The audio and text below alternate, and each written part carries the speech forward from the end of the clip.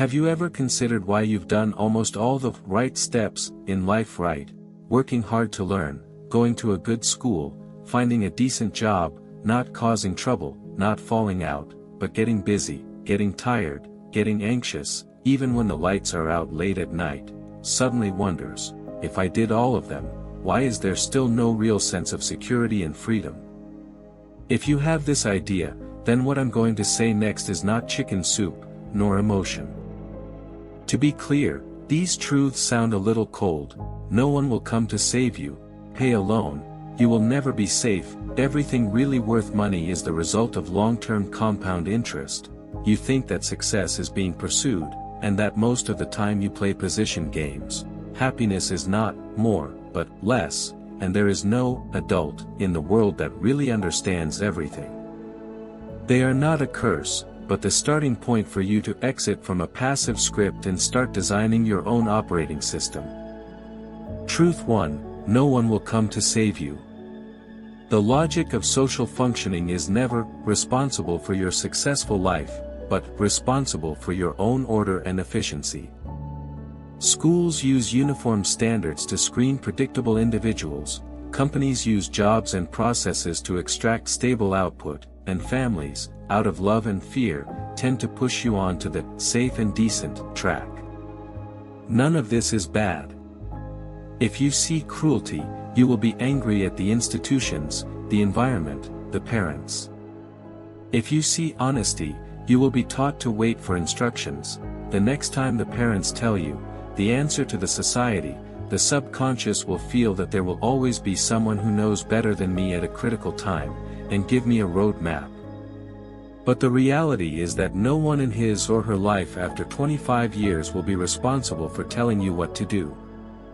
If you see cruelty, you will be angry at the institutions, the environment, the parents. The difference between wages, the price of your time, and wealth and freedom, the assets that you own, even if you are not online, that will create value for others, and that will continue to reward you, such as products, content, codes, systems, brands, shares, long-term trust and slogans. Many resist the truth because, once admitted, it is a hard-to-see fact that they are selling time, completing their tasks, rather than building anything that can accumulate, reuse or magnify. You can stop at this moment and ask yourself 3 questions. If I stop for 3 months, what will my income be? The truth is that everything that's really worth it is compound profit, and it's ugly for a long time. And the vast majority of people would be able to escape recovery, a long time ago, with little or no chance of doing anything, and a long time later, with a long time to pick up at least 1 or 2 things that are worth doing it, and then give it only 3 to 10 years, and that includes a long-term skill, an output channel that can build up content and trust, and a seemingly slow but steady increase in your perception in people's path.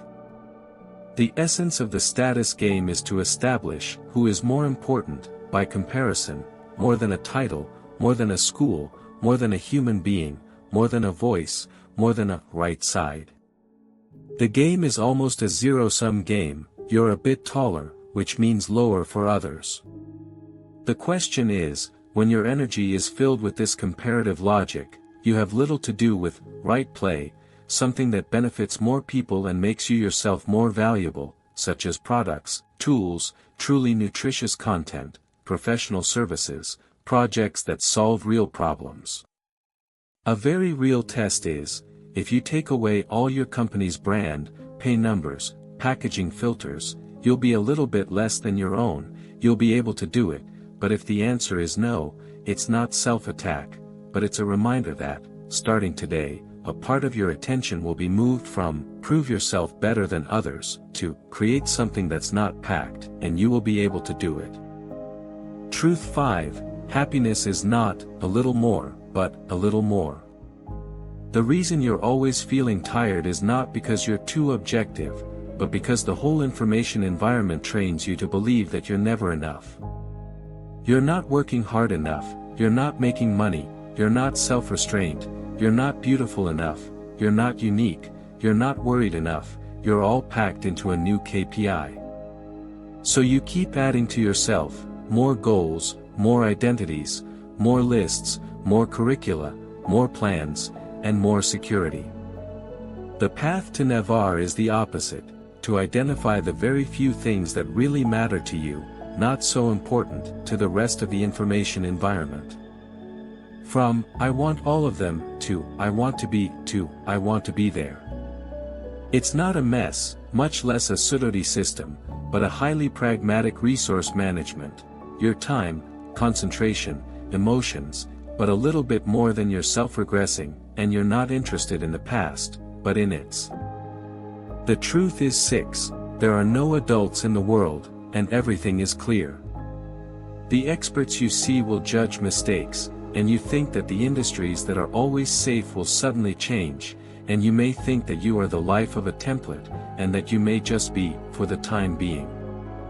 It is not for you to become a conspirator, but rather to remind you, no longer to put your life in any single place, not a company, a platform, a certificate, a mentor, an idol.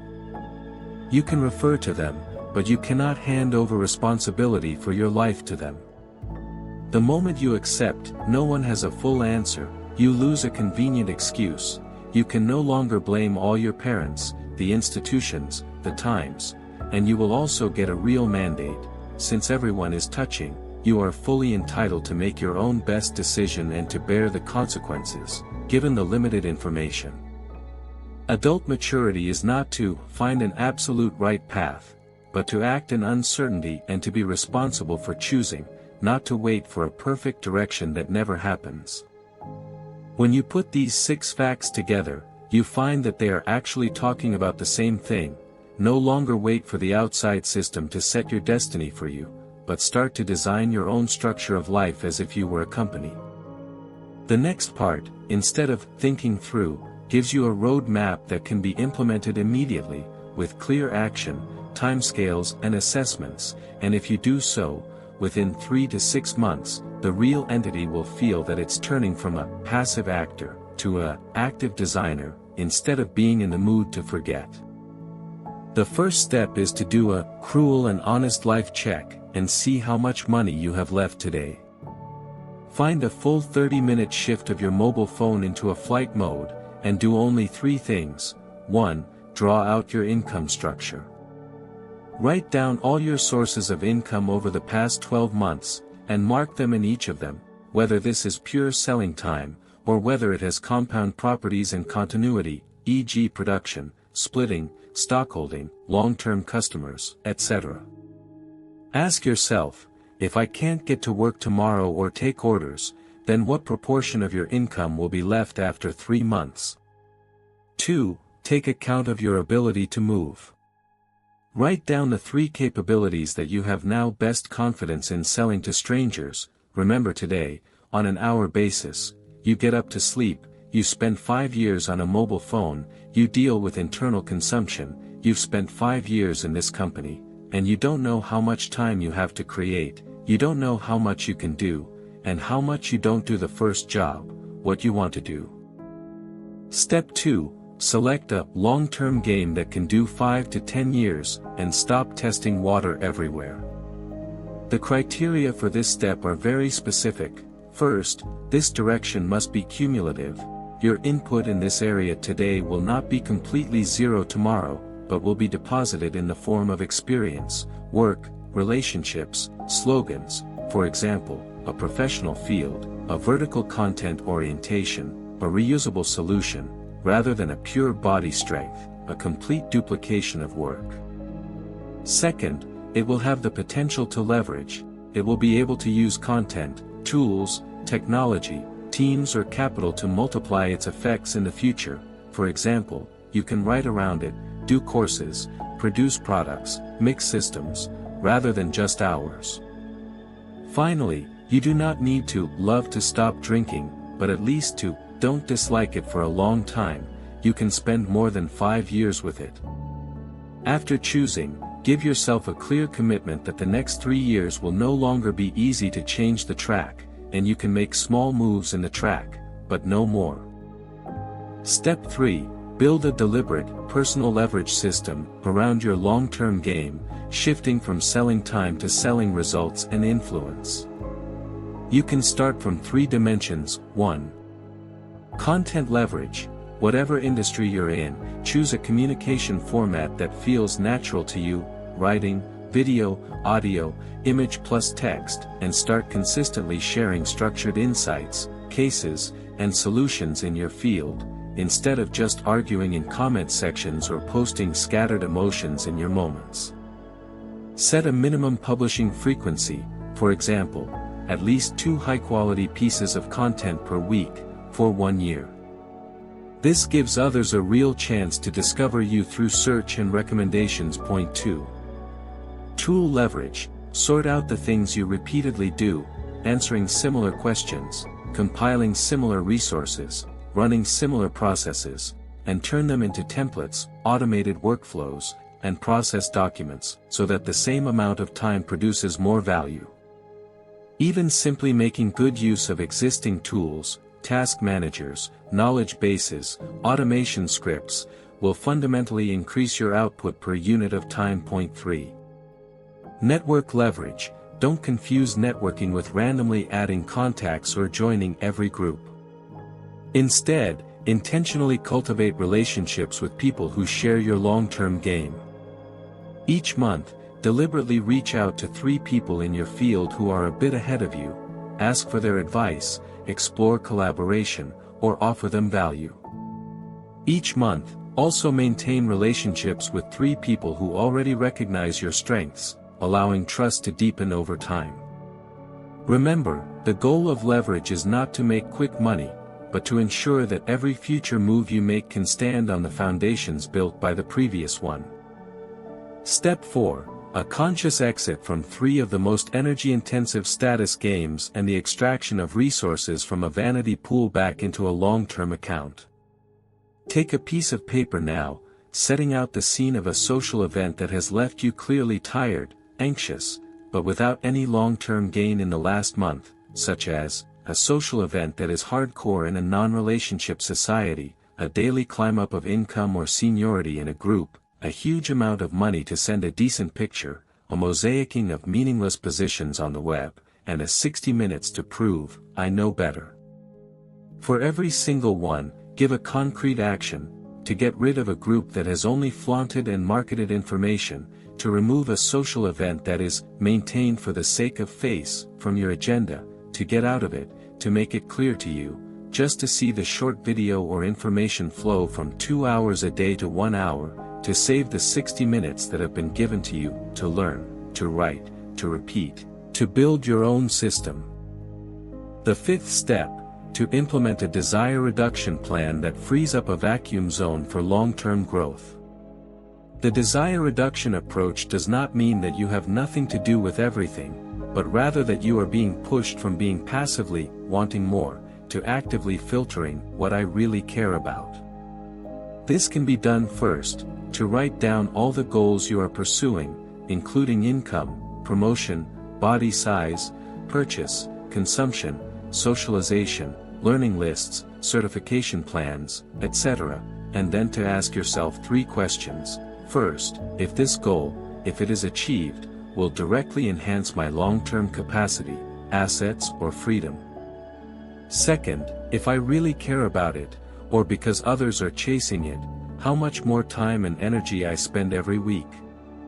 And then, if it is for it, to do a 50% action, to cut off at least half of the targets in the list or down to better, no more, no more, no more, and only 3 or 5 central directions for which you are willing to continue for more than 3 years, such as building a stable exit channel plus a healthy intimate relationship plus physical health.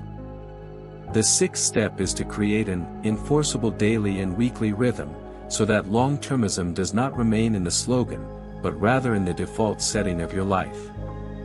You can design for yourself a simplified framework for action: 3 things a day, 3 times a week. 3 things a day, 3 little moves that you have to do, no matter how busy you are 1. Invest 30 to 60 minutes in your long-term skills or projects, such as a deep reading of professional content, practice writing, grinding product programs, learning tools, rather than passive browsing. 2. To produce a visible mark, like a visible trail, like a nutritional content, an update of project progress. A visual note that allows the world to slowly see you. 3. 5 minutes of self reading, asking yourself, do I have today's time, how much I've served my long-term games, and giving an approximate proportion in your heart. 3 times a week, it's chosen time, such as a Sunday night, is taken by people who have no need to look back at what is actually happening. If you pursue this course seriously, you will find a subtle but critical change. You will no longer consider accepting the cruel truth as a form of self-treatment, but rather as a basis for mitigating, focusing, and building. You will start saying, I will build my own safety net if no one comes to save me. If wages are not safe, then I will practice building assets. If compound is slow, then I will start early. If status games are endless, then I will take a step back to focus on creating value. If there is no limit to desire, I will set my own ceiling. If there is no perfect adult, I will allow myself to be responsible in uncertainty.